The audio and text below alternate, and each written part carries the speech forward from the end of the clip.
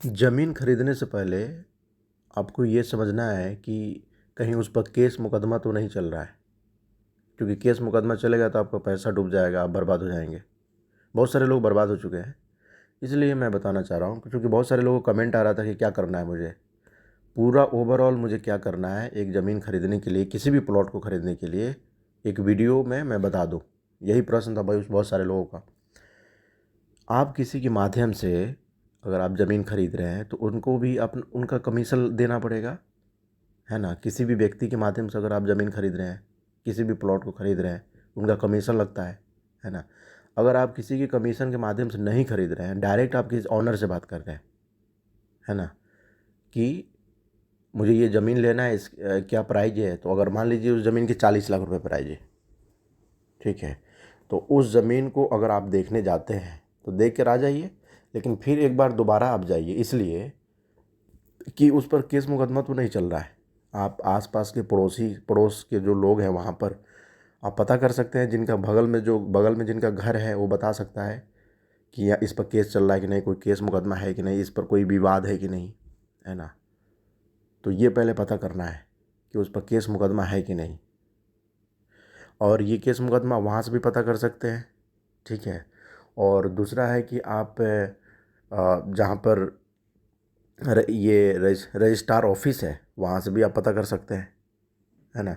Registrar office से पता करने में आपको प्रॉब्लम ये होगा, क्योंकि आप जानते नहीं हैं उस ज़मीन को, उसके बारे में, है ना।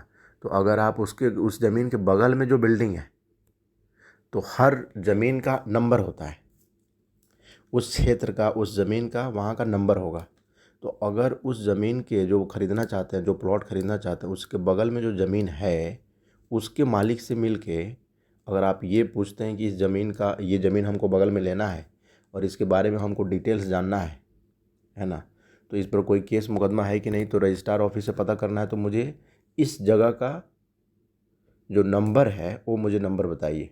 तो वो नंबर बता देंगे, वो अपने ज़मीन के कागजात में देखेंगे और उस पर नंबर लिखा होता है, जैसे लिखा होगा उस पर 493121, इस तरह से उसका नंबर होता है, हर ज़मीन का नंबर होता है। तो उस नंबर के बेसिस पर आप रजिस्ट्रार ऑफिस में किसी भी, वहाँ पर रजिस्ट्रार ऑफिस में बहुत सारे वकील होते हैं आसपास में, उसी के बगल में रजिस्ट्रार ऑफिस के पास ही, तो उनको बोलकर आप रजिस्ट्रार ऑफिस से पता करवा सकते हैं कि उस ज़मीन पर कोई केस मुकदमा है कि नहीं, ठीक है। क्योंकि रजिस्ट्रार ऑफिस में बहुत सारे वकील होते हैं, उनको पता हो जाता है कि कौन सी ज़मीन, अगर मान लीजिए किसी व्यक्ति ने पहले लिखवा रखा है ना, तो वकीलों को भी वहाँ पर पता होता है कि वो ज़मीन लिखा चुकी है, चाहे उस पर विवाद चल रहा है, तो वहाँ से भी आपको आपको जानकारी मिल जाएगा। आप फंसिएगा नहीं, इसलिए मैं ये स्टेप बाय स्टेप आपको बताने वाला हूँ। तो दूसरा नंबर ये था कि आप इंक्वायरी कर लीजिए। अगर आपका इंक्वायरी कंप्लीट हो गया, लगा कि हाँ ठीक है, ये ज़मीन पर कोई विवाद नहीं है और ये ज़मीन ठीक है, कोई विवाद नहीं है, इस पर कोई केस मुकदमा नहीं है ना, तब आप क्या करेंगे। नेक्स्ट स्टेप ये है कि पेमेंट का जो सीन है, पेमेंट उस ज़मीन को, किसी भी ऑनर को, अगर आप उस ऑनर को, ज़मीन के ऑनर को अगर आप पेमेंट आप देंगे, तो देने से पहले आपके पास ऑनलाइन या चेक के माध्यम से ही देंगे, दूसरा कोई ऑप्शन नहीं है आपके पास, कैश नहीं देंगे आप। और लोग देता भी है, इसलिए मैं बता रहा हूँ आपको, कैश आप नहीं देंगे। बहुत सारे लोग कैश दे देते हैं, और कैश वो लोग इसलिए रिसीव भी करने की कोशिश करता है, जो ज़मीन वाला है रिसीव इसलिए कोशिश करता है क्योंकि उसके खाते में नहीं जाए, क्योंकि उसको सरकार को टैक्स देना पड़ेगा, इसलिए वो कोशिश करता है कि हमको कैश दे दे ये व्यक्ति। तो इसलिए कैश जो है आपको नहीं देना है, चेक के माध्यम से देना है या ऑनलाइन पेमेंट करना है, ठीक है। वो प्रूफ के लिए, मान लीजिए फ्यूचर में कोई प्रॉब्लम आ जाए, किसी पर भरोसा नहीं कर सकते हैं, लेकिन यहाँ पर आप कैश दे देंगे तो दिक्कत में हो जाएगी, ठीक है। तो आप समझ गए पेमेंट जो है कैसे करना है, आप समझ गए ना। लास्ट ये थर्ड पॉइंट ये है कि उस ज़मीन का रेट पता कर लीजिए। सरकारी रेट एक होता है और एक सेलिंग रेट होता है।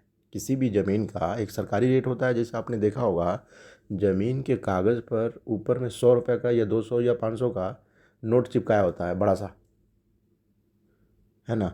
तो रेट जो है, सरकारी रेट पता कर लीजिए कि उस सरकारी रेट उस जगह का क्या चल रहा है, वकील बता देगा वहाँ पर। कॉमन लोग वहाँ पर भी, जो पड़ोस में जो घर है ना, वो भी बता देगा क्योंकि वो भी तो कभी ना कभी ख़रीदा होगा, तो उसको भी आइडिया होगा कि हाँ अब ये रेट ये चल रहा होगा, उस टाइम में वो चल रहा था, अब ये रेट तत्काल में ये चल रहा होगा। तो सेलिंग रेट महंगा होता है और ये सरकारी रेट सस्ता होता है ना। तो सरकारी रेट के बेसिस पर आपको ज़मीन को लेना है। नेक्स्ट स्टेप जो है डॉक्यूमेंट का, क्या क्या डॉक्यूमेंट होना चाहिए, क्योंकि मेन चीज़ अब यहीं पर है। आपके पास आधार कार्ड होना चाहिए, आपके पास फ़ोटो होना चाहिए, है ना। और जो भी डॉक्यूमेंट है वो आपको रजिस्ट्रार ऑफिस में वहाँ पर वो बता देगा। जब आप जाएंगे वहाँ पर तो आपको बता देगा, लेकिन आप पूरा प्रॉपर जाइए, डॉक्यूमेंट के साथ जाइए, क्या प्रॉब्लम है। आधार कार्ड, फ़ोटो तो अपना जो भी डॉक्यूमेंट अपना उसको लेते जाइए, है ना। और वो जो व्यक्ति है जो बेच रहा है वो भी अपना पूरा डॉक्यूमेंट के साथ और आधार कार्ड के साथ, फ़ोटो के साथ वो भी जाएगा, ठीक है। और जो व्यक्ति आपके पास है, एक 2 गवाह की भी आवश्यकता होती है, उसमें 2 गवाह की भी आवश्यकता होती है। 2 गवाह भी लेके जाइए अपने साथ। और वो व्यक्ति जो है वो भी अपना, वो पर्सन जाएगा अपना डॉक्यूमेंट वगैरह के लेके साथ। गवाह का होना जरूरी है, क्योंकि रजिस्ट्रार ऑफिस में गवाह का होना आवश्यकता है। वहाँ पर पूछेगा कोई गवाह है कि नहीं आपके पास। ज़मीन आप खरीद रहे हैं और कोई गवाह रहेगा तो अच्छा रहेगा, है ना।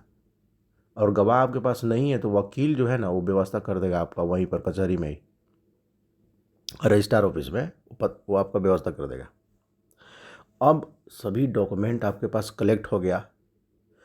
अब जो है आप जाइए रजिस्ट्रार ऑफिस। रजिस्ट्रार ऑफिस जाएंगे, रजिस्ट्रार ऑफिस के पास ही बहुत सारे वकील रहते हैं, जैसे आपने पहले देख चुके हैं, 1-2 बार जाके देखे होंगे आप। रजिस्ट्रार ऑफिस के पास वकील होंगे, वहाँ आप मिलेंगे किसी वकील से, किसी एक वकील से आप मिलेंगे। और मिलने के बाद उनको बताएंगे कि हमको ज़मीन लेना है, ठीक है। तो वो एक कागज़ तैयार करेगा, सभी डॉक्यूमेंट आपका देखेगा। 20-22 हज़ार रुपया, 20 हज़ार रुपया उनका शायद चार्जेज होगा, ऐसे कुछ, हर का अलग अलग चार्जेज है, उनका फ़ी अलग अलग है।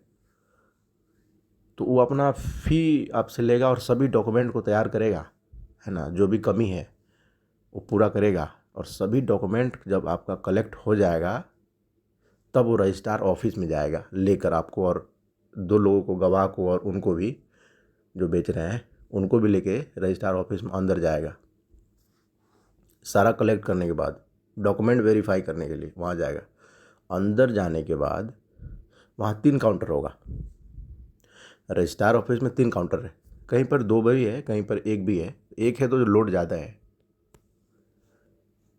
तो वहाँ जाने के बाद रजिस्ट्रार ऑफिस में आपका वेरीफाई होगा। पहला काउंटर पर वेरीफाई किया जाएगा सभी डॉक्यूमेंट का, सभी डॉक्यूमेंट का आपका वेरीफाई होगा, कागज़ आपका सही है, मुकम्मल है कि नहीं है। तो वेरीफाई जब हो जाएगा तब नेक्स्ट काउंटर पर भेजेगा गवाह को भी।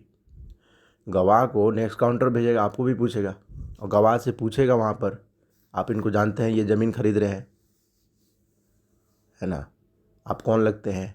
इंक्वायरी, छोटा सा इंक्वायरी करेगा। इंक्वायरी वहाँ पर कंप्लीट हो जाएगा, कितना पैसा जो है आप इनको दे रहे हैं ज़मीन खरीदने के लिए, है ना। यही पूछेगा, दूसरा क्या पूछेगा। नाम पता पूछेगा, आप कौन हैं, कहाँ के रहने वाले हैं, कैसे जानते हैं इनको, गवाह से पूछेगा। ये आपकी वहाँ पर इंक्वायरी कंप्लीट हो जाएगी तो नेक्स्ट काउंटर जो है, 3rd वाला काउंटर है, वहाँ पर जाके आपको साइन करना पड़ेगा। साइन करके, साइन करवा लेगा 3 लोगों से, आपसे, गवाह से और उस व्यक्ति से, 3 लोगों से साइन नेक्स्ट काउंटर पर, 3rd काउंटर पर करवा लेगा। साइन जब हो जाएगा वहाँ से तब आप फ्री है, आप निकल सकते हैं। अपने वकील जो लेके गया था वो सब लोग वहाँ से निकल जाइए बाहर। आने के बाद आपको 10 दिन, 5 दिन, 7 दिन, जो भी दिन लगेगा, ठीक है ना। 5-7 दिन के बाद आपका डॉक्यूमेंट जो है पूरी मुकम्मल तो होकर तैयार हो जाएगा। फिर आप जाकर लेकर आ जाइए रजिस्ट्रार ऑफिस में, या तो फिर आप वहाँ से आपके घर पर आ जाएगा, ठीक है। तो ये है प्रक्रिया पूरा, ज़मीन खरीदने का प्रक्रिया ये है। अब रहा ये सवाल कि हम उस ज़मीन पर घर बनाना चाहते हैं, अब क्या करें। ज़मीन हो गया आपका, ज़मीन आपने लिखवा लिया, है ना। जब आप रजिस्ट्रार ऑफिस से जब निकलेंगे तो आपको एक रसीद मिल जाएगा, हैंड टू हैंड रसीद मिलेगा। क्योंकि आप दोबारा मान लीजिए आप विजिट करते हैं तो आप बता सकते हैं कि हम इस डेट को हम आए थे अपना रजिस्ट्री कराने के लिए, तो मेरा ये रसीद रहा, इस पर कागज़ देख लीजिए कि हमारा कागज़ बना है कि नहीं अभी तक। और वो बन चुका होगा, या हो सकता है आपके घर पर भी भेज दे पोस्ट ऑफिस के माध्यम से, या तो आप जाके वहाँ 5-7 दिन के बाद खुद ले सकते हैं, या तो जो वकील है उनकी भी जिम्मेवारी है, वो भी आपको वहाँ से ला के आपको दे देगा रजिस्ट्रार ऑफिस से अंदर से जाके, ठीक है। तो ये काम हुआ। अब रजिस्ट्रार ऑफिस का पूरा काम हो गया, ज़मीन लिखा गया। अब आपको घर बनाना है उस ज़मीन पर। तो ज़मीन पर अब घर बनाना है, तो अब क्या करना है? घर बनाने के लिए आपको नगर पालिका में अगर आता है, शहर में है ज़मीन, तो नगर पालिका में आपको एक एफिडेविट के साथ, एक एप्लीकेशन के साथ एफिडेविट बनवाइए, एक एप्लीकेशन दीजिए कि सर हम इस पर घर बनाना चाहते हैं या दुकान बनाना चाहते हैं, जो भी बनाना चाहते हैं, इस पर बनाना चाहते हैं। 2-3 दिन के बाद जो है वहाँ से एक व्यक्ति आएगा नगर पालिका से, वेरीफाई करेगा उस ज़मीन का कि हाँ ये ज़मीन जो है इस जगह पर ठीक है, आप बना सकते हैं, कोई दिक्कत नहीं है। फिर जाकर आप उस ज़मीन पर घर बना सकते हैं। अब आपका पूरी तरह से कंप्लीट हो गया। तो ये प्रोसीजर है, ज़मीन खरीदने से लेके, ज़मीन लिखवाने से लेके, ज़मीन पर घर बनाने तक का प्रोसीजर ये है। आई होप कि, मैं आशा करता हूँ कि आपको ये वीडियो समझ में आ गया होगा, पूरा कंसेप्ट आपको समझ में आ गया होगा। फिर भी अगर आपके पास कोई डाउट है तो आप कमेंट कर सकते हैं, पूछ सकते हैं कि अगर कोई डाउट है तो, है ना। वीडियो अच्छा लगा हो तो इसको जो करना है कीजिए, आगे भेजिए, दोस्तों के पास भेजिए। सब्सक्राइब करना हो तो सब्सक्राइब कर दीजिए, अच्छा लगा हो तो। फिर मिलते हैं नेक्स्ट वीडियो में। जय हिंद, जय भारत।